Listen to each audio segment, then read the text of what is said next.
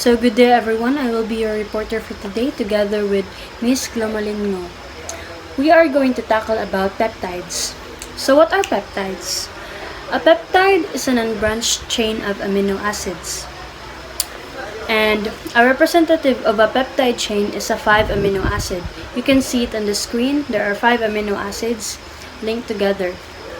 And a compound containing 2 amino acids is especially called a dipeptide. And 3 amino acids together in a chain constitute a tripeptide, and so on, tetrapeptide, pentapeptide. And a peptide with 10 to 20 amino acid residues is called an oligopeptide. And the name polypeptide is used to refer to longer peptides. A polypeptide is a long and branched chain of amino acid. For the nature of peptide bond, what is peptide bond? The bond that links amino acid together in a peptide chain is called the peptide bonds. There are 4 peptide bonds present in a pentapeptide. Pentapeptide, which is the representation of a peptide, because it has 5 amino acids. So in a 5 amino acid chain, there are only 4 peptide bonds. They are the strings or the line that links the 2 amino acids together.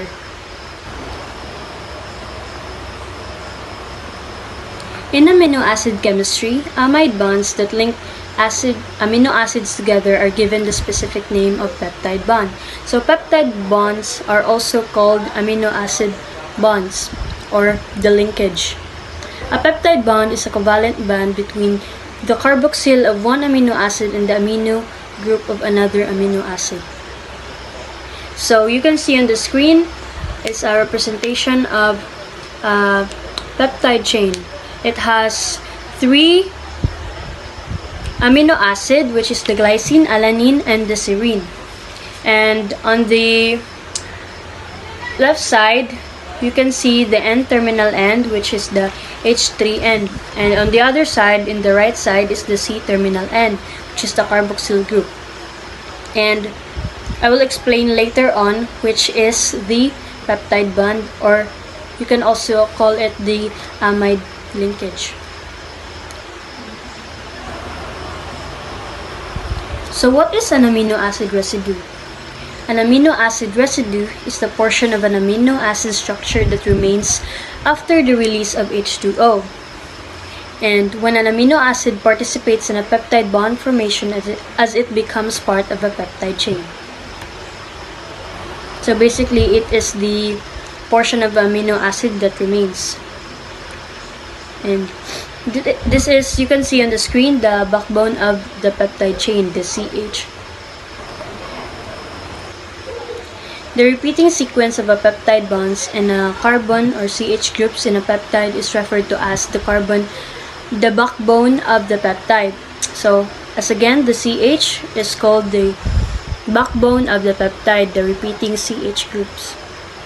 The R group, you can see on the screen, R1, R2, R3, and R4, they are the side chains or considered substituents of the backbone rather than part of the backbone. So, they are not part of the backbone.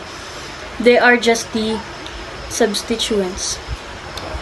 Thus, structurally, a peptide has a regularly repeating part, which is the backbone, and a variable part, the sequence of R groups. It is the variable R group sequence that distinguishes one peptide from another. You can distinguish the 2 peptides together with if it has a barrier or the separating part, which is the backbone of the peptide, the CH.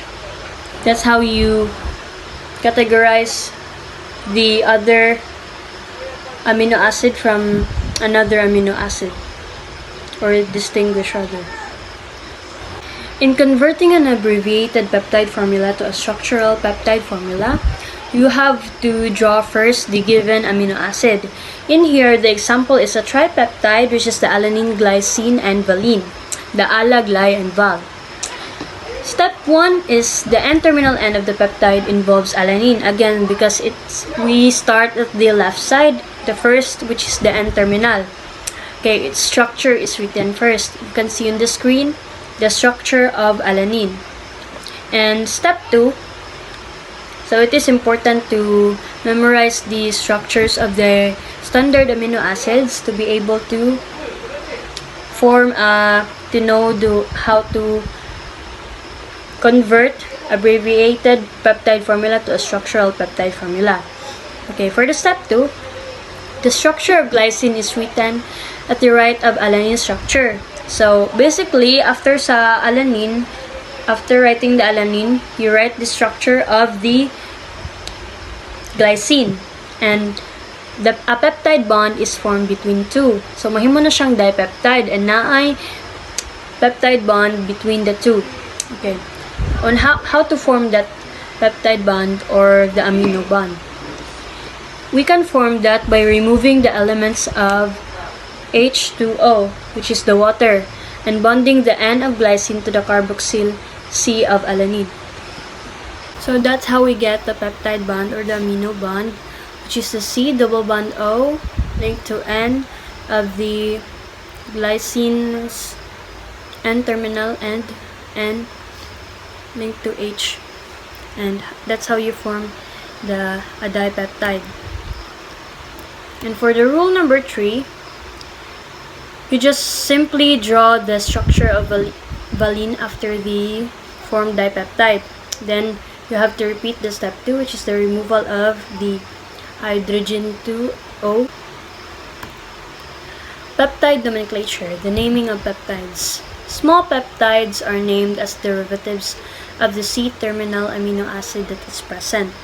The IUPAC rules for doing this are: rule number 1, the C-terminal amino acid residue, which is located far right of the structure, keeps its full amino acid name. So on the previous example, you have to keep the valine.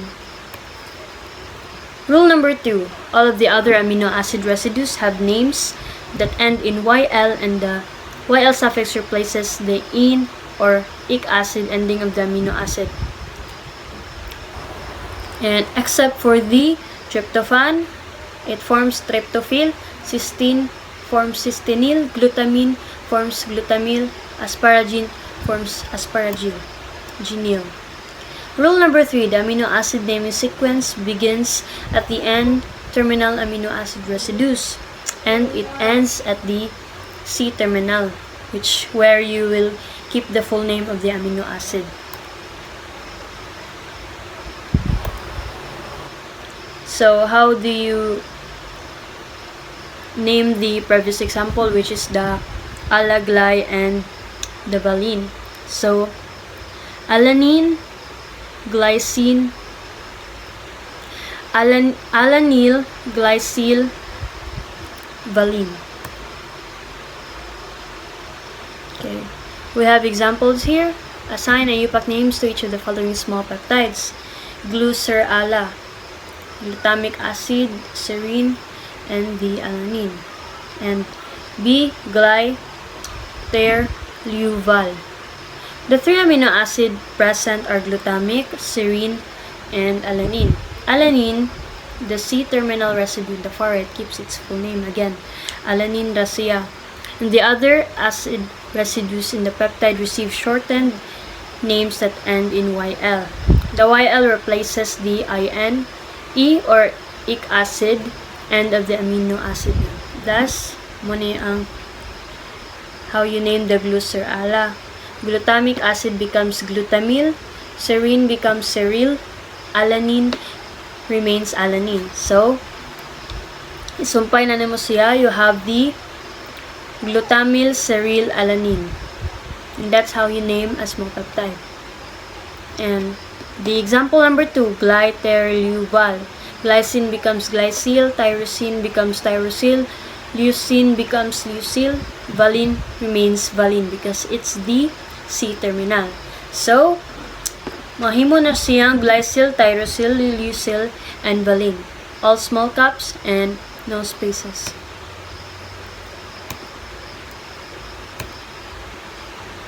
Isomeric peptides. What are isomeric peptides? Peptides that contain the same amino acids but in different order are different molecules or the constitutional isomers with different properties. For example, two different dipeptides can be formed from one molecule of alanine and one molecule of glycine. The example is on the screen, the alanine and the glycine. Ala-gly and gly-ala. It's interchangeable, and no matter the position is, they can still be called ala-gly and gly-ala. Di siya ma-change ang kuan. Same as like number of carbon and hydrogen. In the first dipeptide, the alanine is the N-terminal residue, and in the second molecule, it is the C-terminal residue. These two compounds are isomers with different chemical properties. The number of isomeric peptides possible increases rapidly as the length of the peptide chain increases. Consider the tripeptide alasersis as the second example. In addition to this sequence, 5 other arrangements of these 3 components are possible, each representing another isomeric tripeptide, alasis sur alasis. So it can be interchangeable. For a pentapeptide containing 5 different amino acids, 120 isomers are possible. So in this part, pwede siya mag-ilis-ilis of order ang mga amino acids. It depends. Biochemically important small peptides. Many relatively small peptides have been shown to be biochemically active. Functions for them include hormonal action, neurotransmission, and antioxidant activity. Small peptide hormones. The 2 best-known small peptide hormones are produced in the pituitary gland. They are both produced, and they are the vasopressin and oxytocin. Their main similarities is that they are both a nonapeptide, which means they contain 9 amino acid residues, with 6 of the residues held in the form of a loop by a disulfide bond formed from the interaction of 2 cysteine residues. Structurally, these nonapeptides differ in the amino acid present in 3 positions. In the positions 3 and 8. So, nag-differ lang niya silang duha in the position 3 and 8. Which is the Aile and Fe, Liu, ug Art. Lahi sila. In both structures, an amine group replaces the C-terminal single-bonded oxygen atom. The small peptide neurotransmitters. Enkephalins are pentapeptide neurotransmitters produced by the brain itself. So, enkephalins are produced by the brain that bind at the receptor sites of the brain to reduce pain. So, enkephalins reduces pain. They are produced by the brain. The 2 best-known enkephalins are the metenkephalin and the leuenkephalin, whose structures differ only in the amino acid residue present at the C-terminal end of the peptide. So, nag-differ sila sa end. Ang ilang amino acid different ra sa end, which is the C-terminal end. For the metenkephalin, the amino acid residue presents are tir, gly, fe, met. So, nag-differ sila kay met ang last niya. Sa isa, sa leuenkephalin, liu ang last. Those are the examples of enkephalins. With the small peptide antioxidants, a tripeptide glutathione, glu-cis-gly, muna'y present nga amino acid sa glutathione, is present in significant concentrations in most cells and is considerable physiological importance as a regulator of oxidation reduction reactions. So, important ni siya for the oxidation reduction reactions ang glutathione. Glutathione functions as an antioxidant, protecting cellular contents from oxidizing agents such as peroxides and superoxides.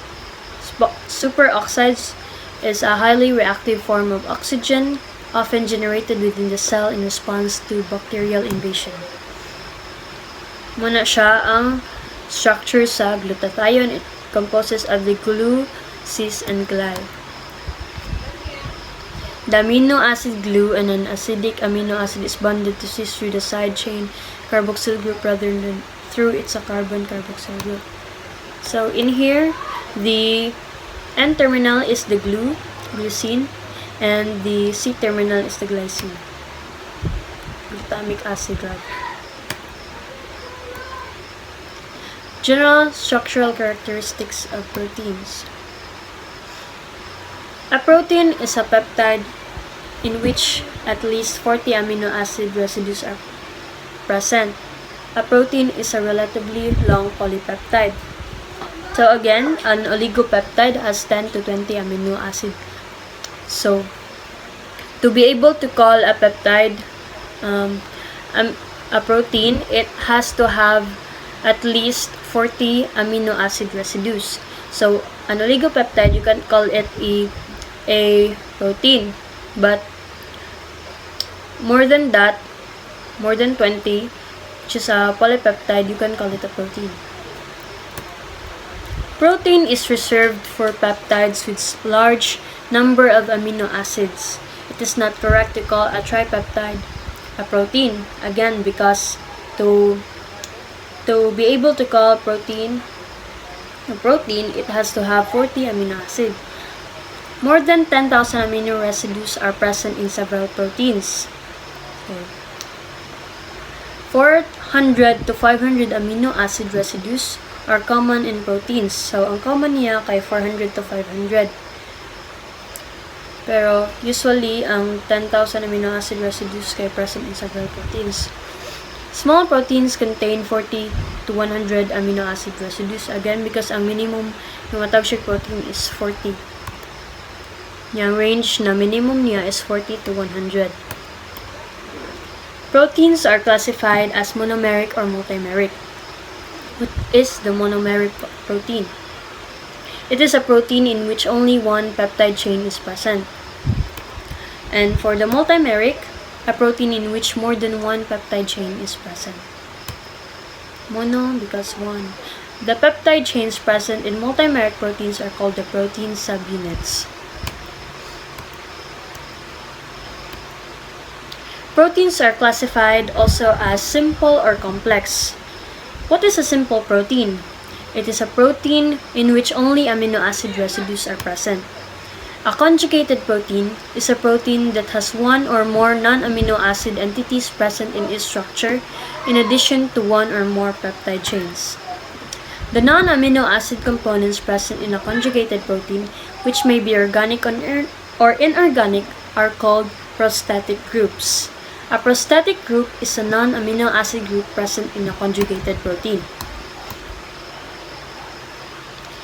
Conjugated proteins may be further classified according to the nature of the prostatic groups present. Okay, you can see on the screen the different types of conjugated proteins. What are lipoproteins? They are proteins that contain lipid prostatic groups. Glycoproteins contain carbohydrate groups. The metalloproteins contain specific metal ions, and so on. Some proteins contain more than one type of prostatic group.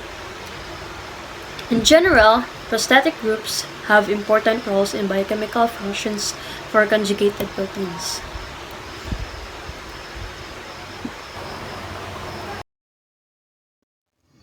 So now, I will be discussing the 3 levels of protein structure only because the next reporter will be the one who will discuss the 4th structure.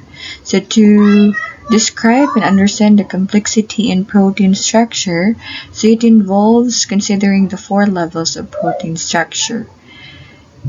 And every protein has its own unique amino acid sequence, and that is the primary protein structure that I will be discussing. So it is the order in which amino acids are linked together in a protein. It involves more than just the numbers and kinds of amino acids present. It also involves the order of attachment of the amino acids to each other through peptide bonds. So, the British biochemist Friedrich Sanger determined the primary structure of the protein hormone insulin in 1953. And as we all know that insulin is a hormone that regulates blood glucose levels, was the first protein for which primary structure was determined, and there is 51 amino acids during the discovery. His work is a landmark in biochemistry because it showed for the first time that a protein has a precisely defined amino acid sequence. Today, primary structures are known for many thousands of proteins, and the sequencing procedures involve automated methods that require relatively short period of time. And for the myoglobin, it's actually the one of the primary structures, and as we all know, it is a protein involved in oxygen storage in muscles, and it contains 153 amino acids assembled in the particular definite order. So the primary structure, the I of a specific protein, is always the same regardless of where the protein is found within an organism. It's either gikan na siya sa human or gikan siya sa animal. Like for example, the primary structure of insulin in cows, pigs, sheep, and horses are very similar both to each other and to human insulin. And currently, in insulin, it cannot be taken orally because they, like other proteins, lose their activity when they encounter the stomach's digestive enzymes. There is actually an analogy that is often drawn between the primary structure of proteins and words. So, as we all know, words conveys information and are formed when the 26 letters of the English alphabet are properly sequenced. Same thing with the proteins, no? They are formed from proper sequence of the 20 standard amino acids. And if we remember sa discussion sa first na nag-discuss sa protein, the introduction, it was discussed there the non-polar to polar acidic amino acids.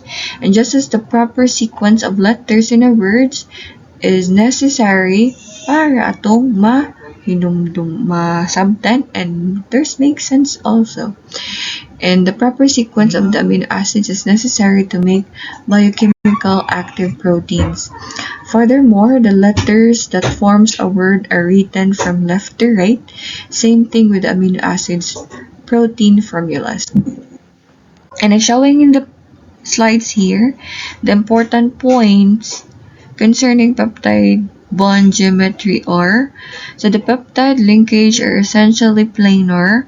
This means that for the two amino acids linked through a peptide linkage, 6 atoms lie in the same plane. So if you can see the picture here, within that plane there's actually 6 lying here. If we will count the sides, kada side, 1, 2, 3, 4, and then inside the plane is there's 2. I mean inside that side na ay 2. And the alpha carbon atom and the carboxyl group from the first amino acid, and the amino group and the alpha carbon atom from the second amino acid. The planar peptide linkage structure has considerable rigidity, which means that the rotation of the group about the carbon and nitrogen bond is hindered, and the cis-trans isomerism is possible about this bond. The trans isomer orientation is preferred orientation, as shown in the preceding diagram. And the oxygen atom of the carboxyl group and the hydrogen atom of the amino group are position trans here, so up and so down to each other. And the net effect of the peptide bond planarity is the zigzag arrangement. For the secondary protein structure, so it is the arrangement in space adopted by the backbone portion of a protein. So there are two most common types of secondary structure. The first one is the alpha helix structure, and the second one is the beta pleated sheet structure. And the type of interaction responsible for both of these two of the secondary structure is hydrogen bonding. So it's actually between the carbonyl oxygen atom of a peptide linkage and the hydrogen atom of an amino group of another peptide linkage farther along the protein backbone. So the hydrogen bonding possibilities that exist between carbonyl oxygen atom and amino hydrogen atom associated with different peptide linkage and a protein backbone. The protein backbone segments involved in hydrogen bonding can be two segments from different backbones or two segments of the same backbone that has folded back upon itself. So for the alpha helix structure, so it is a protein secondary structure in which a single protein chain adopts a shape that resembles a coil spring helix with a coil configuration maintained by hydrogen bonds. The hydrogen bonds are between amino group and the carboxyl group. To further details about alpha helix secondary protein structures are, the first one is a twist of the helix forms a right-handed or clockwise spiral. Second is the hydrogen bonds between the carboxyl and the amino group entities are orientated parallel to the axis of the helix. And then a given hydrogen bond involves a carboxyl group of one amino acid and amino group of another amino acid located 4 amino acid residues farther along the spiral. This is because one turn of the spiral includes 3.6 amino acid residues. And the fourth one, all of the amino acid R groups extended outward from the spiral. There is not enough room for the R groups within the spiral. The beta pleated sheet structure. It is a protein secondary structure in which two fully extended protein chain segments in the same or different molecules are held together by hydrogen bond. So showing here in this picture, there's N-terminal end, and that is where the amino group. And the C-terminal end, that is where the carboxyl group.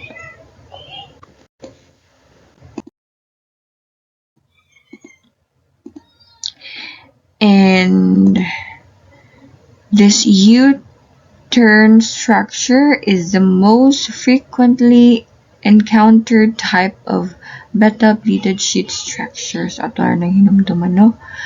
And it shows here in this presentation that the B-pleated sheet structure occurs when portions of two different peptide chains are aligned parallel to each other. And term pleated sheets arises from the repeated zigzag pattern in the structure. And further feature of the B-pleated sheet secondary protein structures are: first, the hydrogen bond between carboxyl group and the amino group entities lie in the plane of the sheet, and the amino acid, the side chain R group, are found above and below the plane of the sheet and within a given backbone segments alternating between the top and the bottom position. For the unstructured segment, so it is a protein secondary structure that is neither an alpha helix nor a beta pleated sheet, and it is essential to the functioning of many proteins.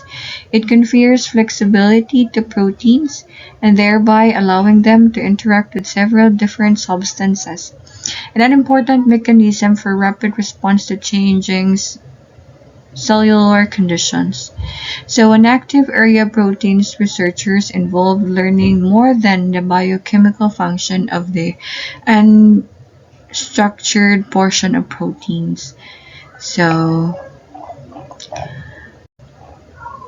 the act of binding to another protein thus bring added structure to the unstructured portion of the protein, but added structure is lost when the binding interaction ceases.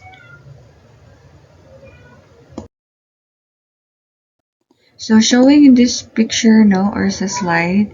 So there are two representation emphasizing the hydrogen bonds between protein chain here. And this one, the B structure representing emphasizing the pleats in the location of the R group, and it's folded here. And Kanisha is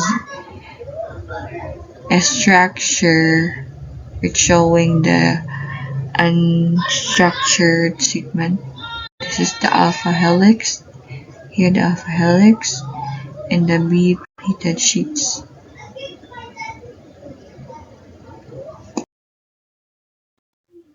Before I will proceed to the tertiary structure protein, there's actually a good analogy for the relationships among the primary, secondary, and tertiary structures of a protein. If you are familiar with the telephone cord, so the primary structure is the long straight cord siya. And the coiling of the cord into a helical arrangement gives the secondary structure, and the supercoiling arrangement the cord adopts after the receiver's has been hung up a number of times is a tertiary structure. If makita mo ani nga picture here, kaning straight primary ni siya, kaning dili pa siya lukot kaayo much, that is the secondary, and the very supercoiling siya, no, sa telephone cord, that is, it refers to the, or describes siya as the tertiary. And yes, for the tertiary structure protein, it is the overall three-dimensional shape of a protein that results from the interaction between amino acid side chain, the R group, that are widely separated from each other within a peptide chain. And from the name itself, tertiary, three-dimensional shape. No, in 1959, a protein tertiary structure was determined for the first time. The determination involved the myoglobin. So, kuan po siya, no? Aside sa the primary, si myoglobin is na determined po siya under the tertiary structure protein, a conjugated protein. For the interactions responsible for tertiary structure, there are four types of stabilizing interactions contribute to the tertiary structure of a protein. So the first one is the covalent disulfide bonds or disulfide bonds, and that is the strongest of the tertiary structure interaction, results from the sulfhydryl groups or two cysteine residues reacting with each other to form a covalent disulfide bond. So, atong mahinumduman, kung mo talk about covalent, that is sharing electrons. So disulfide bonds, this type of interaction is the only one of the four tertiary structure interactions that involves a covalent bond. So siya ra jud from the word niya here, the name niya here, covalent. So disulfide bond formation may involve two cysteine units in the same peptide chain, an intermolecular disulfide bond, or the two cysteine units in different chains, and intermolecular disulfide bonds. And the covalent disulfide bonds, it's actually helps maintain the protein's overall shape and stability. For the second interaction, that is the electrostatic attraction or the salt bridges, always involve the interaction between the anacidic side chain, the R group, and a basic side chain, R group. And it is an acidic side chain being negatively charged and the basic side chain being positively charged. Such side chain charges occur when a carboxyl group becomes the COO negative and when an amino group becomes the positive charge group.